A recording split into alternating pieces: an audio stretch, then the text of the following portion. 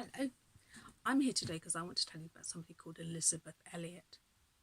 Now you might be sitting there thinking, I know that name, and you'd be right. Do you remember last week we heard about Jim Elliott and his 4 friends? Do you remember who they tried to tell about the love of Jesus? That's right, they'd gone to the Auca Indians in Ecuador, which is on the west coast of South America, near to Peru. Well, the Aucas hadn't welcomed the men. In fact, they had been afraid and they killed them. What a tragic true story. I wonder how that makes you feel, knowing people were killed as they tried to tell others about Jesus.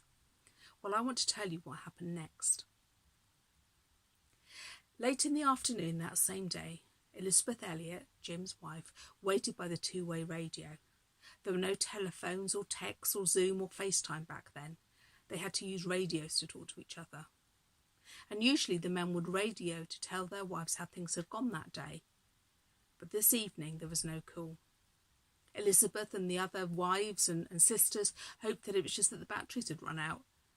But as the evening turned to night and it grew darker and darker, the wives grew more and more worried. They knew the news was not good. The next morning another missionary pilot flew over the beach to look for the men. He saw only the badly damaged plane on the beach. I wonder what you would do if something so terrible happened to your family. How would you feel? What might you want to do? Who might you want to be with? I think most people would have wanted to fly back home to where their family were, to where people who they knew would be. But that isn't what happened. The other pilots continued to drop food parcels and gifts to the Aucas, and Elisabeth stayed in Ecuador. She stayed with her young daughter Valerie, who's about the same age as Kimberly and Nora, and she also stayed with someone called Rachel, who was Nat's sister. Elisabeth said God had made it very clear to her that she should go and tell the Auca Indians all about God and God's love for them so they could come into God's family. I wonder what you think about that. She wanted to tell these people about God, the very same people who'd killed her husband. I think most people would have been so angry that they wouldn't have wanted to do that. But she wanted to do what God wanted. The ladies spent a long time learning how to speak the Auca language. It was very hard. They prayed for the Aucas and they prayed that God would give them a way to be reached, so they could understand what God wanted to tell them. Well, one day Elisabeth met 2 Auca ladies, Mintaka and Mankumu, and they were a few miles away from the tribe. She spent time learning the language with them and praying very hard that God would take the ladies to the Auca tribe. Mintaka and Mankumu began talking about returning to the tribe.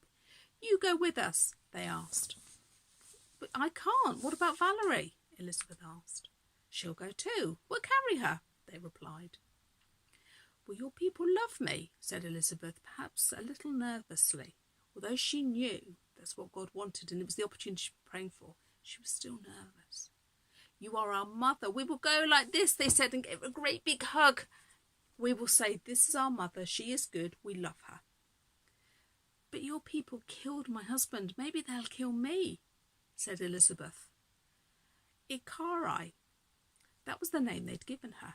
Your husband was a man, you're a woman. And so Elisabeth began to pray and ask God to show her whether it was right to go with these 2 women.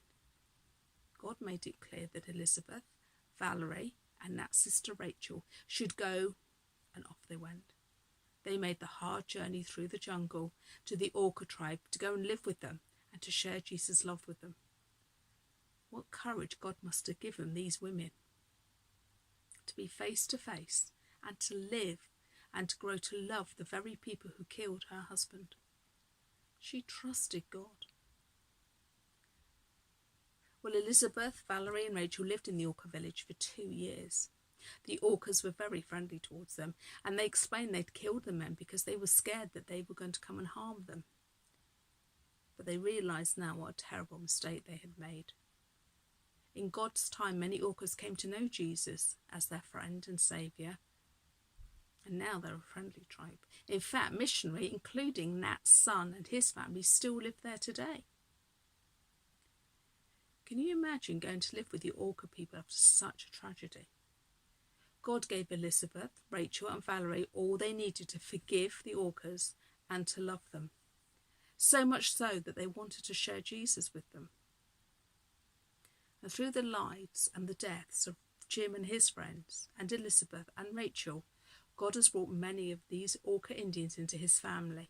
And one day they will live together forever with Jesus. We may not know how God will speak to others, but we need to be responsible and courageous and do what he asks. We need to pray to him so he knows what he wants us to do. I think the Elisabeth and the other women showed amazing courage. I think that they are a fantastic example to the rest of us, that their love for God was bigger than their fears or doubts that they had about to speak to the Orca people. I wonder what you think.